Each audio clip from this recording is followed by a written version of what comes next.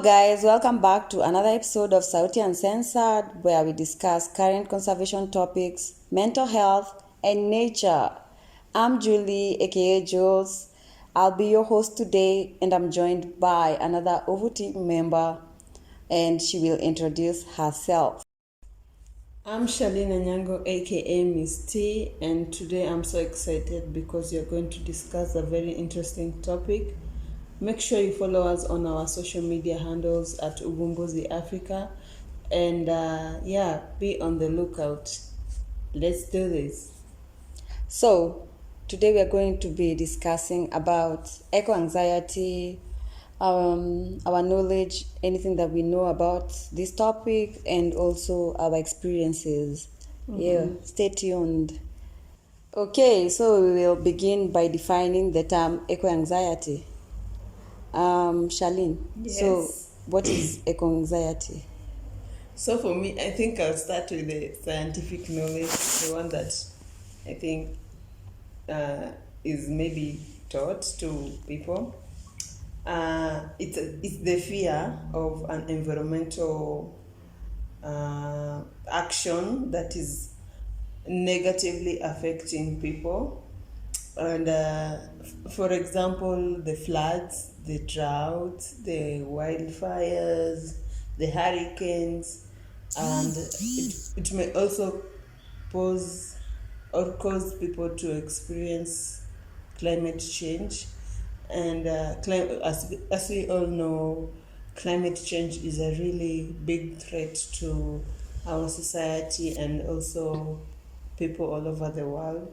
So I think that's how I can define it scientifically.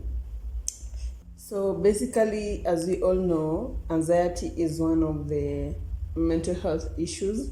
And anxiety ina affect our emotions, ndio. So eco-anxiety is a type of anxiety or fear felt in response to climate change. And of course, climate change ilitangi kitu mzuri. So inaletanga negativity into our lives. And it makes us have emotions like you're sad, you're anxious, you're angry, you're guilty. Especially you be sad ukiona tuseme kama saa hii venye kuna hii issue ya climate change. So unaweza kuwa you are staying in the city, maybe you're not facing that much of a climate change negativity, but you'd be sad when you go to the TV and seeing how people are being affected by it, and then you'll feel anxious, like what if the same thing happens to me? So those kind of feelings will start like becoming an issue that cannot be brushed off easily. So I've gotten the definition ya Gen Z. Na pia mimi nimeelewa it's fear due to climate change. Yep. Mostly when you're really observing how things are changing in terms of the environment. Kama sahi we're experiencing the El Nino. When you're watching the news, obviously we've seen some people have died already. They drowned. I think that is what I'm getting from the definition. So if I watch such news, I'll start becoming anxious. I will fear. What if I'm next? And also obviously when you fear for your family, your friends, anyone around you. Also for anyone also that you don't know. You'll be fearing, because anyway, good news is not good news. Like bad news is bad news, obviously. So I wanted to ask, so what are these feelings really when you say eco-anxiety? So what are the feelings that are related to it in terms of how do I know this is eco-anxiety? Is it sadness? Is it guilt? Is it depression? yes, and so forth. So I think you basically just touched on some of the maybe symptoms. I'll speak for myself because I've faced, apart from facing anxiety every day, I also face eco anxiety, and some of the emotions that come with it is, like I said before, sadness or guilty or feeling angry. Especially, for example, I always feel angry whenever I see someone maybe when someone is walking in front of me and then he or she is dumping maybe a paper a sweetie. They're littering. Yeah, they're just littering around. I'm like, that is just a small paper, a small sweet wrapper. Just pick it up and put it maybe in your pocket, and then you'll go and trash it somewhere. And that one has really helped me because I am now eco-conscious. Like, I can't, even if I buy something and I know after eating it, it's going to be a waste, I'll carry it until I find a trash. And so that one will make me angry. And then so are you angry?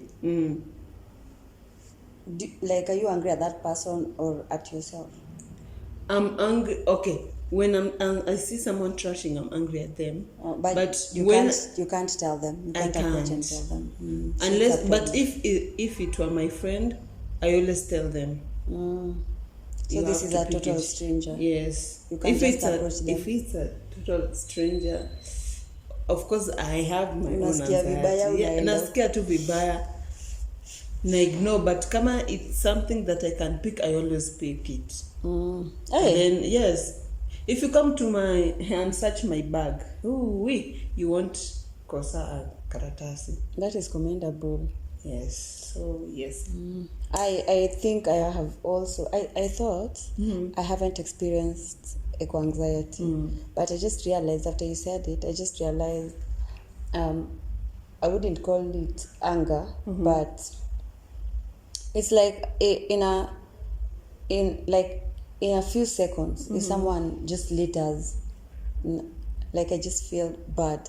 Kwanza if it's an adult. So in my head I go thinking. So if you are an adult and you just litter anywhere, so what are you teaching your kids really? Yes.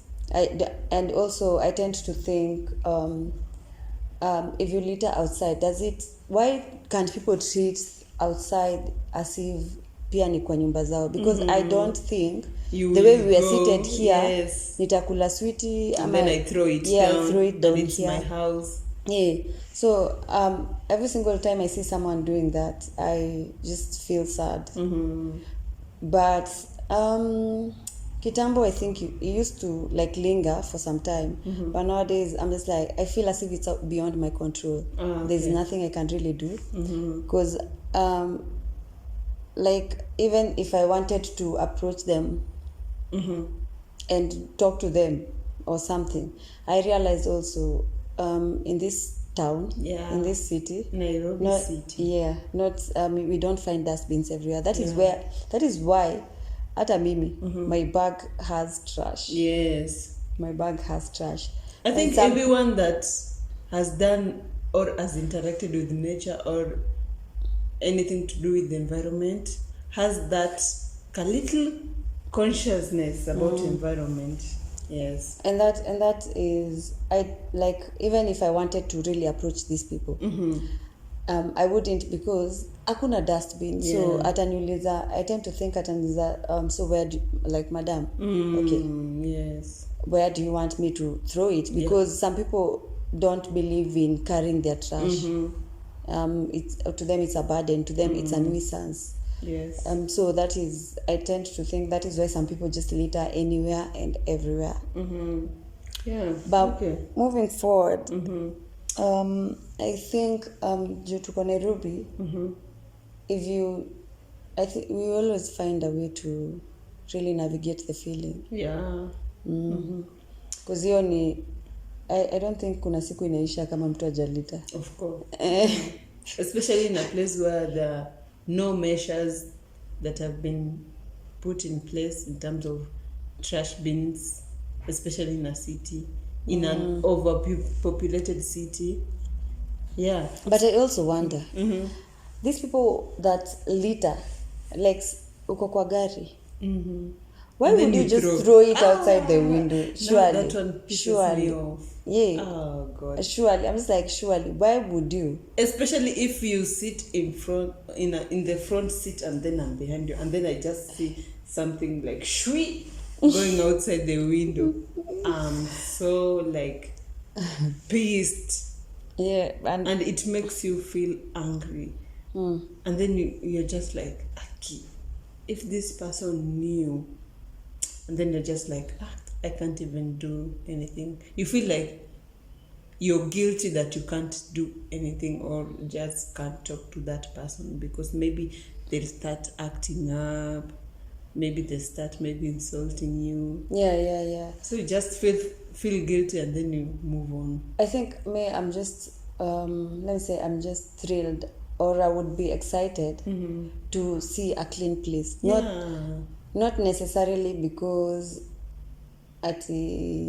maybe like I don't really think about it future wise. It's just that if you're in a clean place, I feel as if it emanates like good vibes. It's just like a cleanness is next to godliness. Yes. So kwangu it's all about just having a clean environment where we can really what is it called, like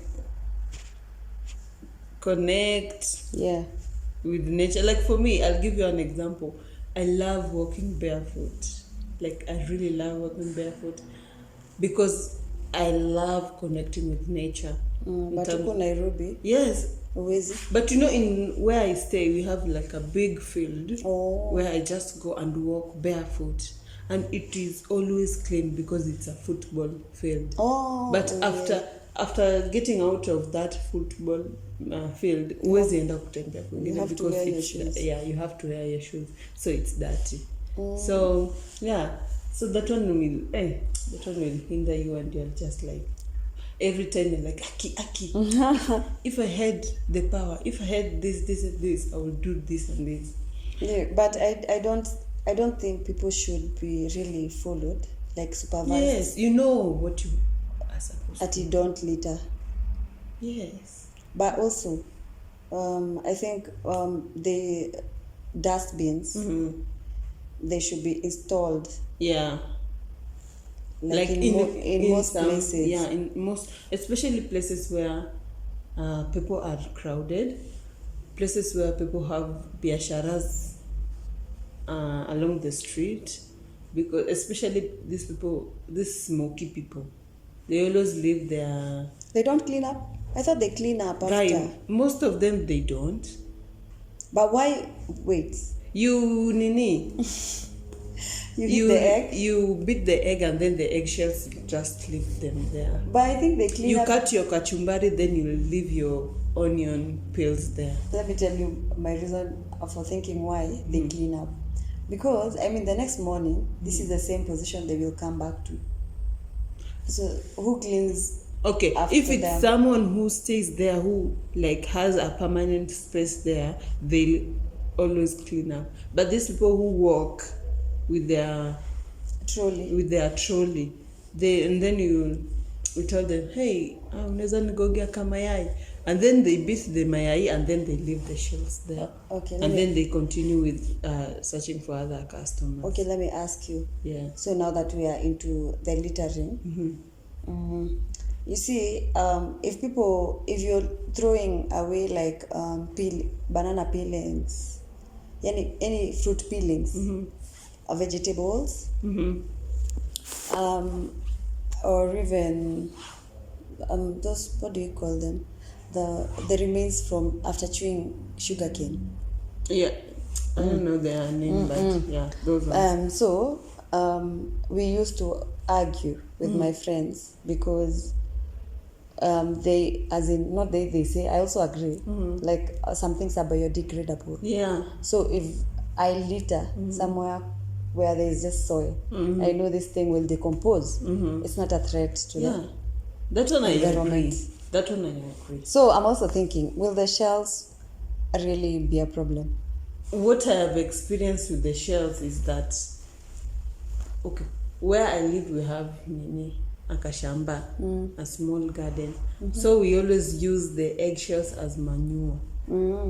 So niambie, you gonga your mayai there and then you leave it in a pavement. In a pavement, yeah. In a pavement it will not do anything. But if you maybe place it somewhere where there is some plants or some seedlings, just bare soil. Or just bare soil, it acts like a manure. Then, okay, I get it. So people don't just litter anywhere. Yes, it makes people sad and mad and angry. Yes, some people are just unalita hivyo unaharibia mtu moods mzima. So just let's all take care of our environment, even if you don't live there. Just keep it clean, leave it clean. Yeah, you will be really doing a favor to the earth also. Yeah. So we were moving forward with the feelings. So we've just talked about anger. Yeah, anger, sadness. Yeah.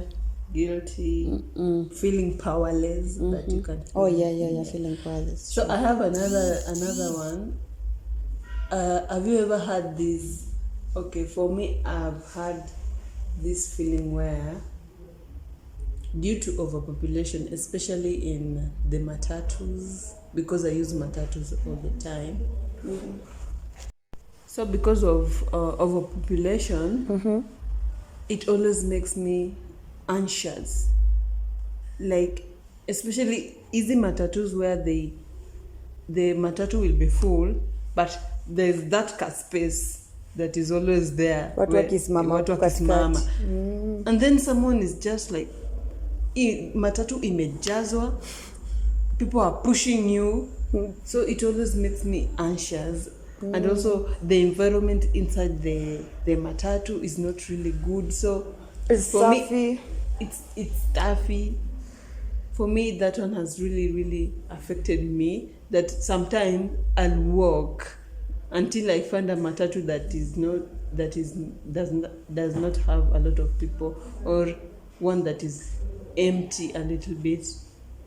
So yeah, overpopulation for me, especially in the matatus, it does something to my emotions. So sometimes I'd rather walk,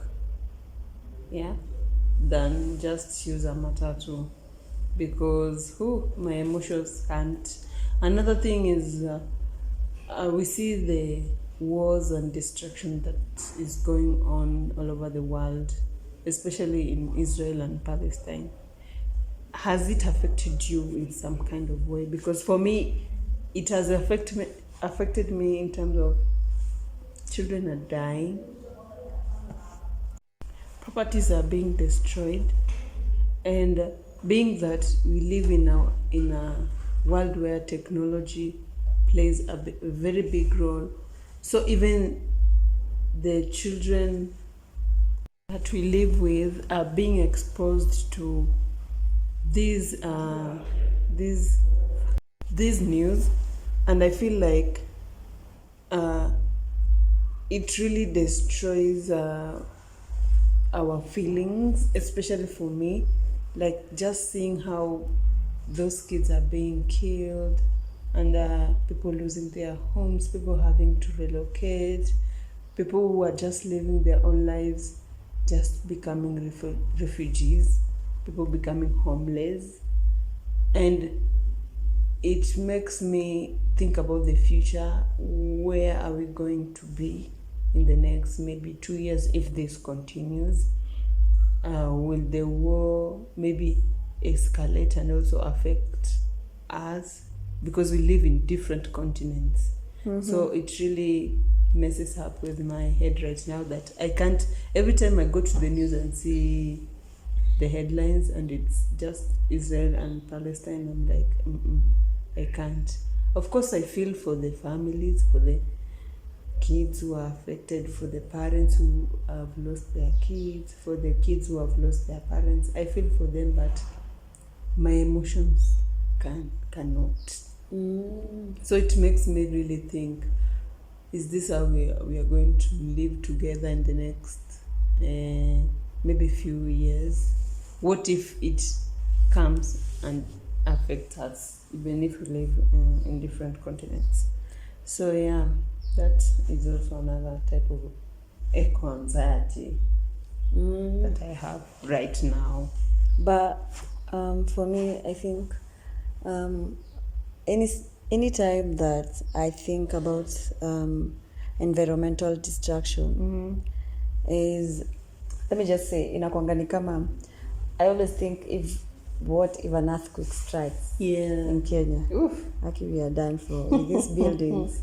So that with our buildings. Oh God. So that evokes a lot of fear, like in me, because I don't know if I fear earthquakes sana, but also we've seen earthquakes kwanza kama Haiti. They always get them like back to back. Yeah. Buildings are destroyed, people die. We've seen also cyclones. Yes. Yeah, hurricanes. Yes. Floods and yes. so. And it makes you think. You know, with that earthquake, I think I'm with you. By just watching other countries being affected by earthquake, it really made me be like, I want siezi ishi kwa an apartment with maybe fourth floor, fifth floor. No, I'd rather stay in a apartment that maybe has up to first floor. Because I fear, what if the earthquake comes and I live in maybe 6th floor or 7th floor? Yeah, that's what I'm talking talking about. And then we just perish. You know, if you live in a... So my assumption is, if I live in an apartment where... Sijui kama hizo tuite apartment ama ploti, which has only the ground floor and the first floor, at least the destruction won't be that big compared to an apartment yenye iko na 14 floors. So you see, that one has really messed up with my my thinking. Yeah, with your thinking also. Yes. But even with that, like I think, because I totally think about it and I'm afraid of it. Even with that, I think there's nothing also. Okay, there's something I can do, but with the way Nairobi is, like bado tunazaana. Yes. Population in increase. We need the apartments so badly, because even also bado nini jaisha migration ya rural to urban. Yeah. So everyone is coming to the city. If at all I would want to live in a simple, let's say a bungalow, because bungalow is just the roof peke yake. Yeah, if at all I wanted to do that, ni kama nitahamia tu Shagu. You know, you have to go to Shagu. Because you can't do that when you're in Nairobi. But I think because there's nothing we can do, we still live in these apartments. And sijui kama nime resonate ama I have made peace with, if I die, I die. Like, even if I wanted to, I was like, there's nothing I can do really. I can't do anything about it. I can't stop people from building. Ati now, in case of an earthquake, nata tujui kama earthquake inakuja lini, azina tujaambiwa, but so some things, I think we just overcome the fear. Kama mimi, I normally don't think about it sana. But if at all hata kukue na ruma kuna earthquake, I'm just like, whoa, tumeenda. Tumeenda. Acha ikuje vinakuja. Tunaenda. And also, because we've experienced them, but minor ile inatingisha tu kidogo. And then you wake up in the morning and then you go to Twitter, to X. People are like, did you experience earthquake? Did you experience earthquake? Now again, hata hawajaisikia earthquake. I've seen it, like things are just shaking, but in a pita like okay. Thank God hizo magnitudes zimekuwa low, and I hope like even in the near future some things I think we cannot control, but I hope it doesn't really happen. But also for those who have always experienced these things, like it's very sad, but also still we can't do anything.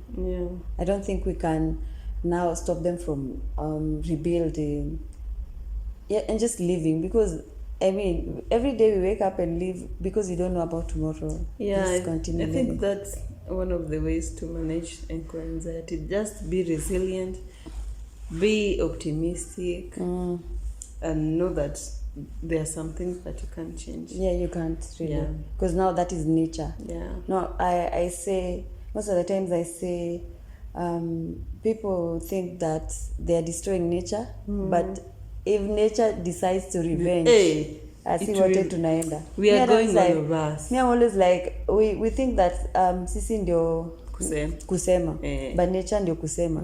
Because hata sahi, if you go to YouTube, watch floods anywhere. Yeah. If you see, like, now that anxiety will anxietize you. It's not even anxiety. Me as an environmentalist, I'm just like, So people think that ndio kusema. I was like, just watch those videos and you will realize, like, you're just nothing. Maji kwanza ikiflow hivyo kama ya floods. Yeah. Fam, weni kama kijiti. Especially if kama you gari, know how to kama swim. inabeba lori, who are you? Hata even if you know how to swim, you know, hiyo maji inakuja like na speed. And maji inakuwa very fast, very very fast. So like nature just like nature fights for itself. Even now, even if we pollute, nature will fight back in a way that nature tu ndio inajua. But we just keep on trying to keep it the way we found it. We are fighting to keep it the way we found it, slowly by slowly. Yeah, so like moving forward, so Charlene, my question is, Sisi, we've experienced it like partially, amata full time, and you've known how to cope with a situation, or with the feelings. Does it really affect everyone? Does can anyone get eco-anxiety? Okay, so when we talk about vulnerable people in the society, it's mostly the young people, that is the youth, the women and the children. So I think most of them are the ones who are faced with distractions in the environment. So yeah, it affects them, the emotions leading up to that eco-anxiety. But apart from that, I think COVID-19 really affected probably everyone all over the world. Well, so how is COVID-19 related to nature and environment? Okay. How? Like, just explain to us. So I'll explain it in terms of eco-anxiety. Yeah, in terms of the environment. Yes. So, okay. All right.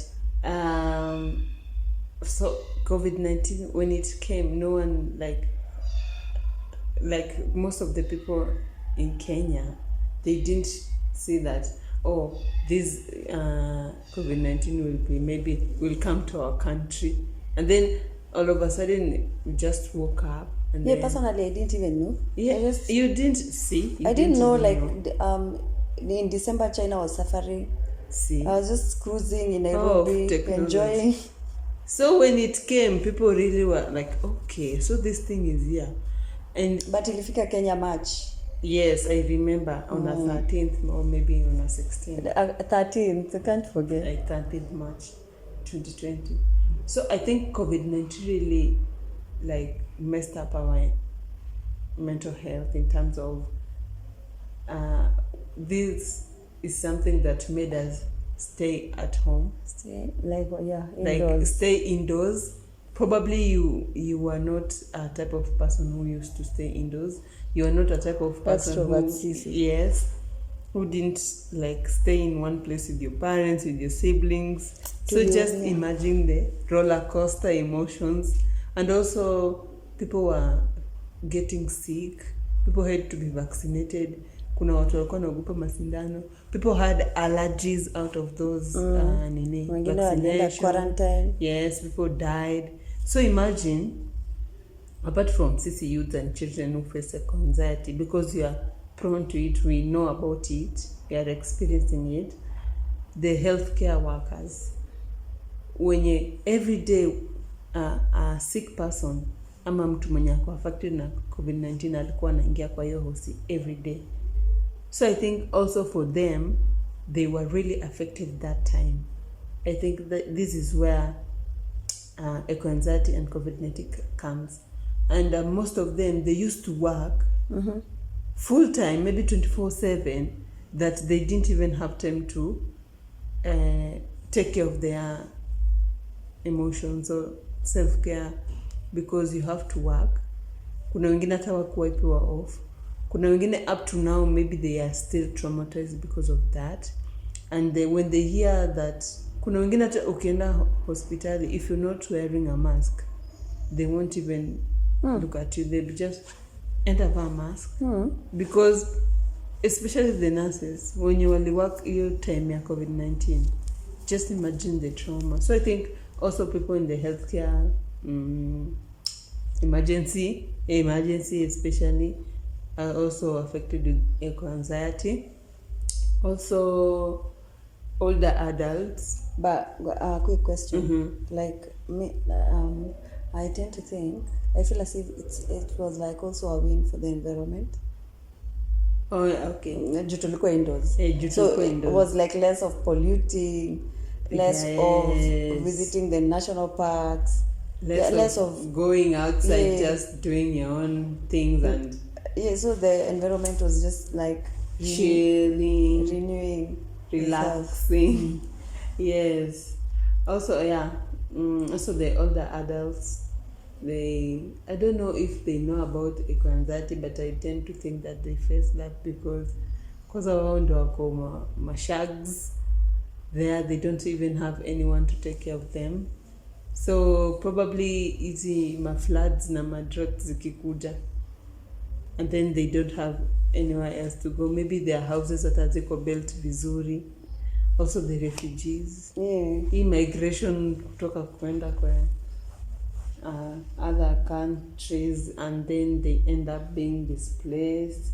I think kama sai in Kenya, those areas that flood, like every single time it's heavily raining. Budalangi. Yes. I'm not sure, but I think those people really undergo eco-anxiety for sure. Because you hear heavy rains and you're just, oh no. Yes. Now we have to move. And then so imagine you watching that news, and then you feel powerless, and then you start being like, government should do this, and then you're in Nairobi, you're just a mere youth, probably unemployed, you don't even know what to do, you have not even ever maybe reached Budalangi. I haven't. Sinaona, and then you're just like, ningekuwa governor, ningefanya hii. So that feeling of being powerless, you can't even help them. And then you're like, what if ni mimi ningekuwa kwa hiyo situation? What would I have done? See, a lot of empathy in it. So what I've understood from this whole talk is that anyone can just experience eco-anxiety. Most of us have experienced it, be it my mother, myself as a youth, the elderly, my grandma, also young kids per se. All of us are into this thing. So I'd like to know, how can we really manage eco-anxiety? Because I think managing it is the only way that we can really conquer it. Because we can't really say that we will eradicate it. It's only by managing it that we can continue living positively. So Charlene, so to pay so take away pointers.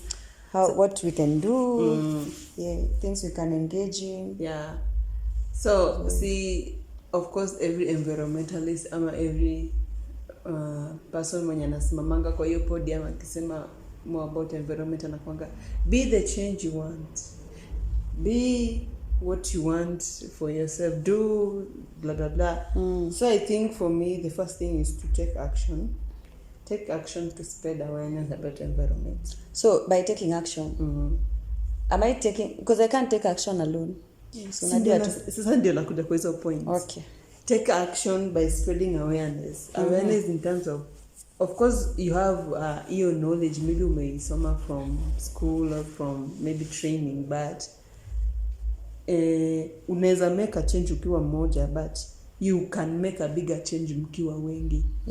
Maybe join a club, volunteer something, come up with something that you can go with to your community.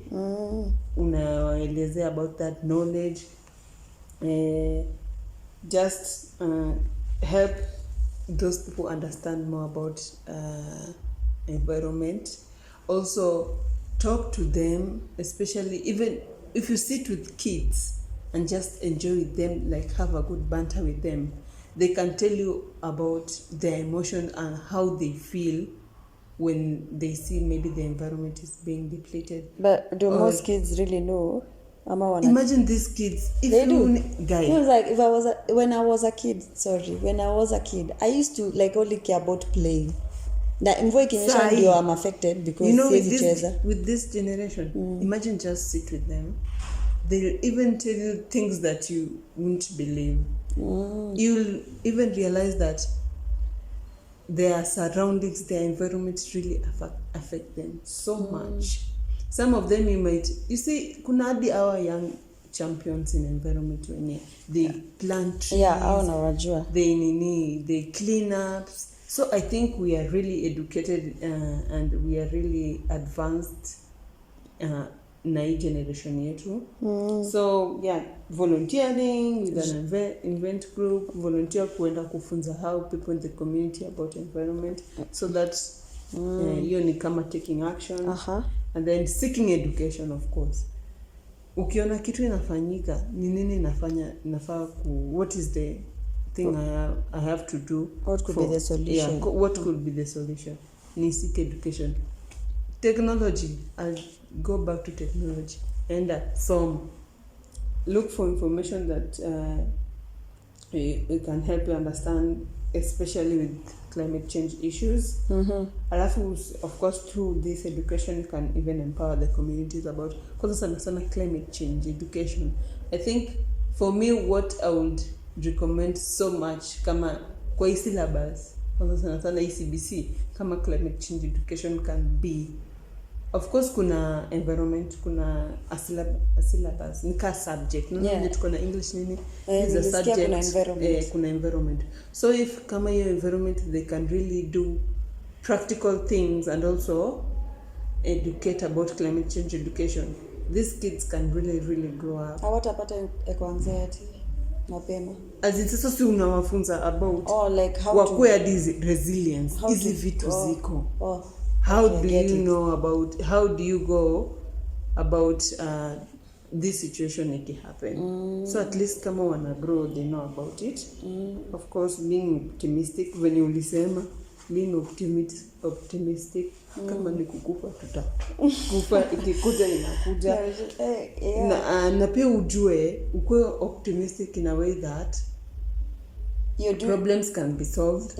Unaweza solve problem pia wewe mwenyewe. So kama mimi si naogopa overpopulation in matatus, how can I solve my problem? Don't sipate anxiety. Tafuta gari yenye iko overpopulated, go Uber, nunua gari, tembea, nunua gari. Alafu foster strong connections with nature. Sasa tunakaa hapo unalia nini, emotions zinapanda na hauna connection na nature. Jua nature ina offer nini, ukifanya nini kwa nature uko sawa, ama ukifanya nini kwa nature haiko sawa. Na venye umesema nature ikiamua kutudestroy, sisi ni a speck of dust. Also I'll malizia with going eco-green or sustainable lifestyle. That's sustainable lifestyle. Sana kwa consumption of resources. I heard people, some people are doing it, like some people are buying recycled stuff. Some people are, let me just say, they are not, some people, I don't know if this is just destroying companies or pulling them down, but I think I watched on YouTube someone saying they don't buy from companies wenye hawa support nini sustainability. Hata mimi I can do that. You know what we are facing right now in the world, nini, and then wewe tu company, there's a lot of companies when you embrace sustainability. Of course they produce plastic, but they have ways that they can recycle the plastic. They have ways that hata supermarkets, unaweza pata supermarket zingine, supermarket ndani kwa kila point, kwa kila aisle iko na place pa kudump plastic.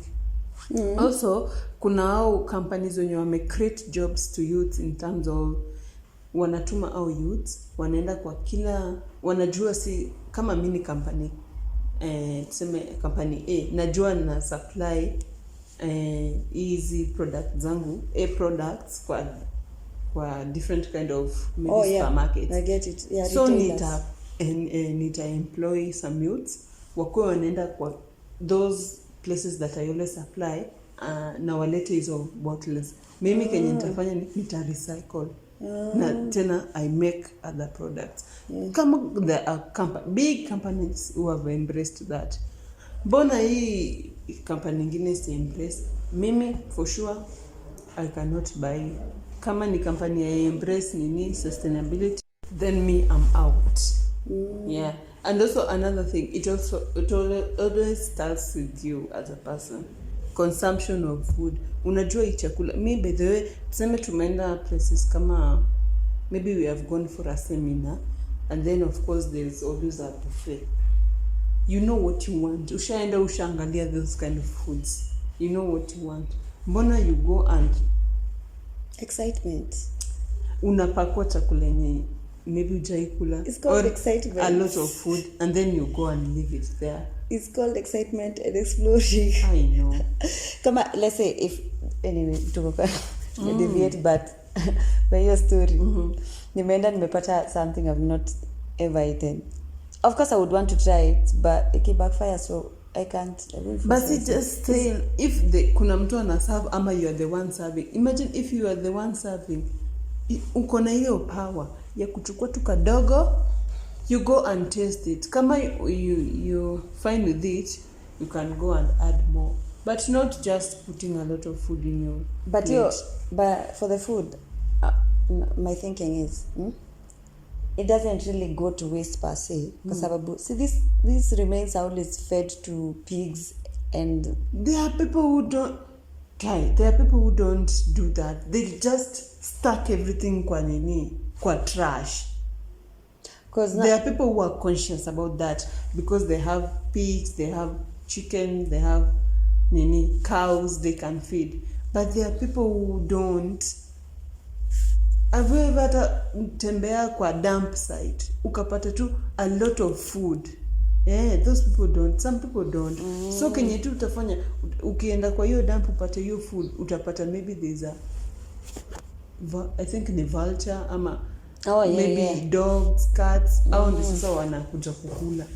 Instead of maybe mtu angekuwa too conscious about food. So to me those are kind of ways that you can manage your economy. So the last point ilikuwa you can really support the companies that are embracing conservation, right? According to us, according to me. Yeah. Yes.